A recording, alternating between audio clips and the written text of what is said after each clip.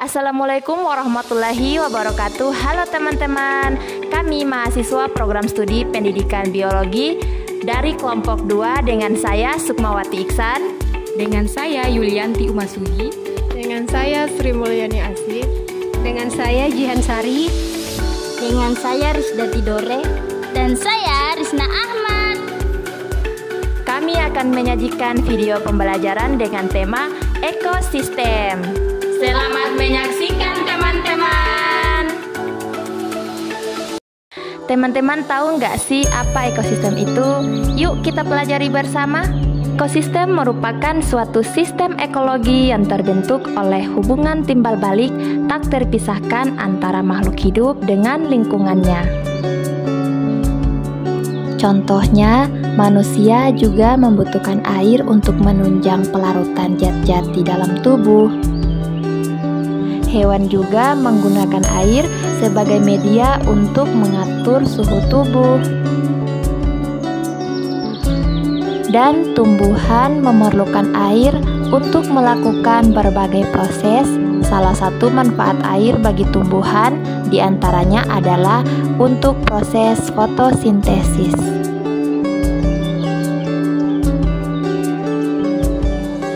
Ekosistem tersusun atas satuan makhluk hidup diantaranya yaitu 1. Individu.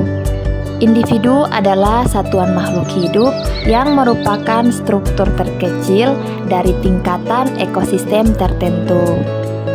Individu juga dapat disebut dengan spesies makhluk hidup tunggal. Contohnya, seorang manusia, seekor ayam, dan sebatang pohon.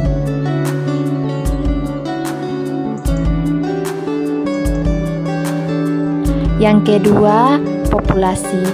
Populasi adalah sekelompok atau sejumlah individu sejenis yang menempati suatu daerah tertentu.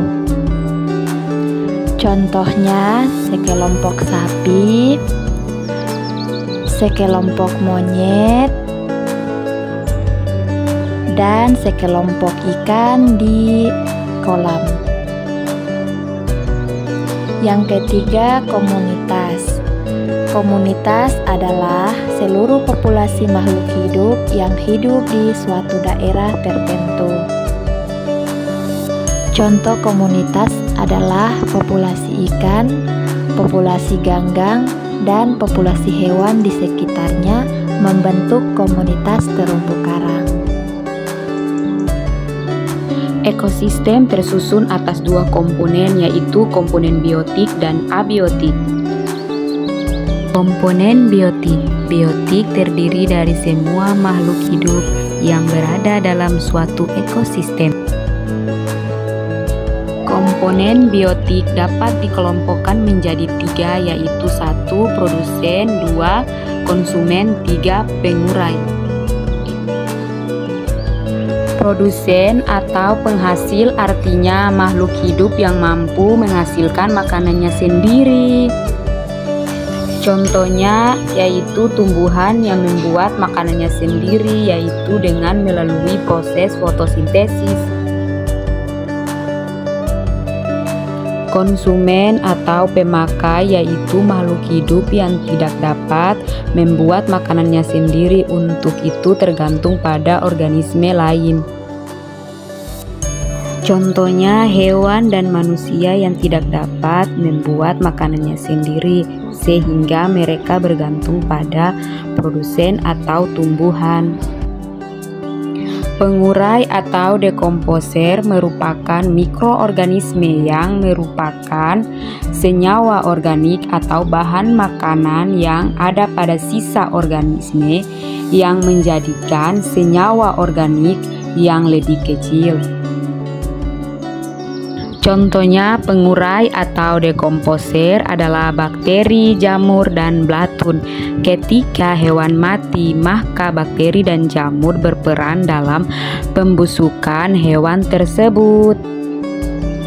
Komponen abiotik terdiri dari semua benda tak hidup dan faktor lingkungan yang ada di sekitar makhluk hidup Di dalam suatu ekosistem, komponen abiotik sangat mempengaruhi kehidupan.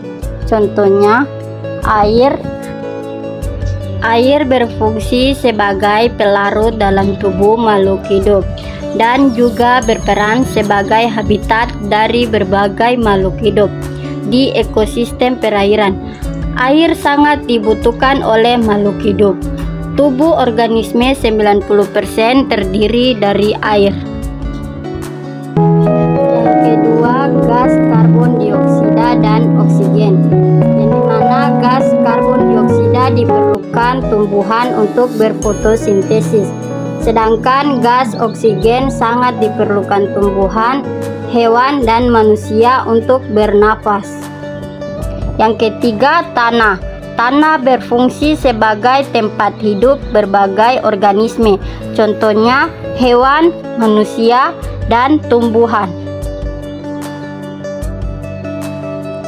Yang keempat, cahaya matahari merupakan sumber energi utama bagi makhluk hidup di bumi. Contohnya hewan untuk proses pencernaan makanan dalam tubuh. Sinar matahari berfungsi untuk tubuh manusia, yaitu sumber vitamin D. Sinar matahari membantu tubuh manusia untuk memproduksi vitamin D. Manfaat matahari bagi tumbuhan yaitu untuk membantu proses fotosintesis. Yang terakhir, kelembapan, yaitu berpengaruh terhadap kehidupan beberapa hewan tertentu, contohnya cacing tanah yang hidup di tanah lembab. Komponen biotik dan abiotik saling ketergantungan antara satu dengan yang lainnya. Contohnya, tumbuhan, manusia, dan hewan merupakan komponen biotik, sedangkan udara, air, cahaya, dan tanah merupakan komponen abiotik, di mana mereka saling bergantungan antara satu dengan yang lainnya.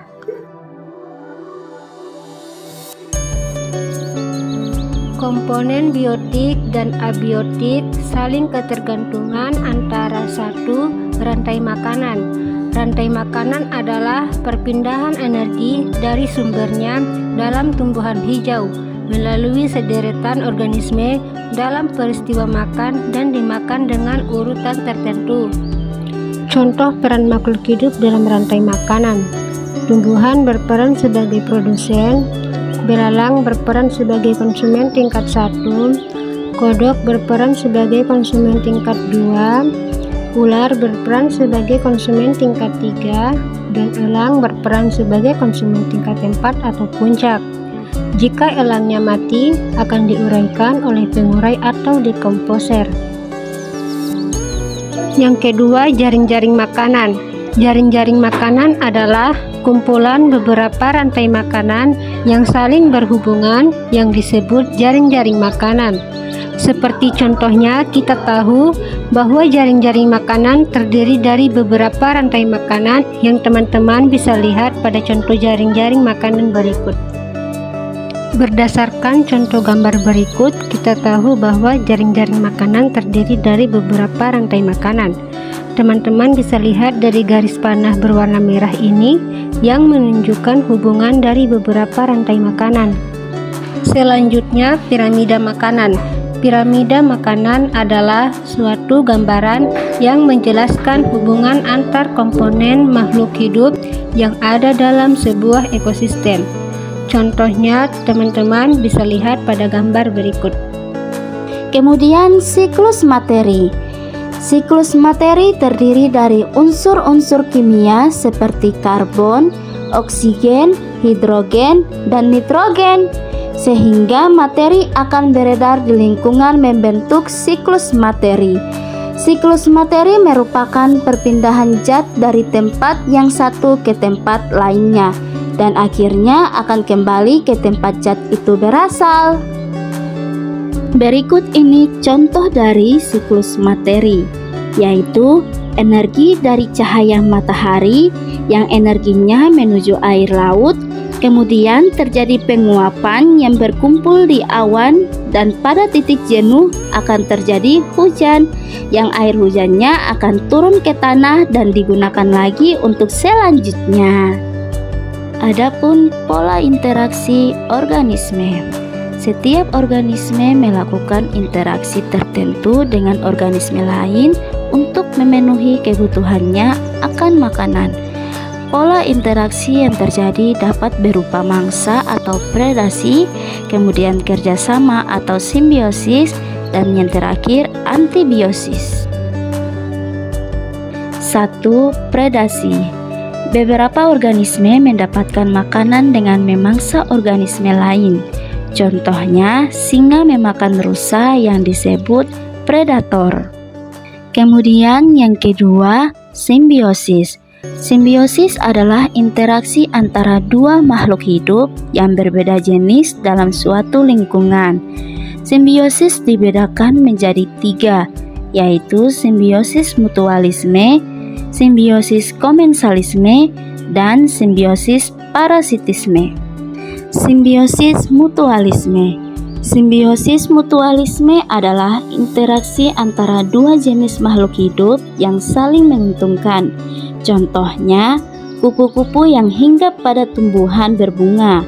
Kupu-kupu menghisap madu dari bunga, sedangkan tumbuhan berbunga dibantu proses penyerbukannya oleh kupu-kupu yang hinggap pada bunga tersebut.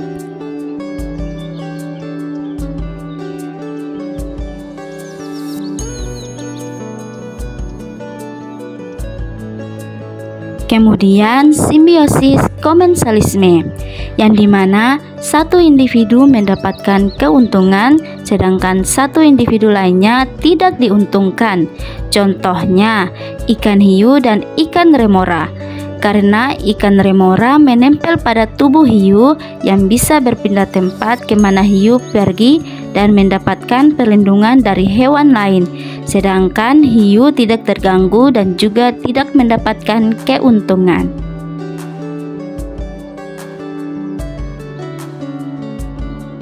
Selanjutnya yaitu simbiosis parasitisme. Ialah satu individu diuntungkan atau yang dinamakan parasit, sedangkan satu individu lainnya yang dirugikan atau yang dinamakan inang.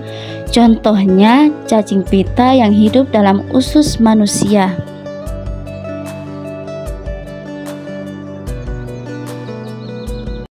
Demikian video pembelajarannya dengan tema ekosistem. Semoga bermanfaat untuk teman-teman ke depannya. Bye. Wassalamualaikum warahmatullahi wabarakatuh.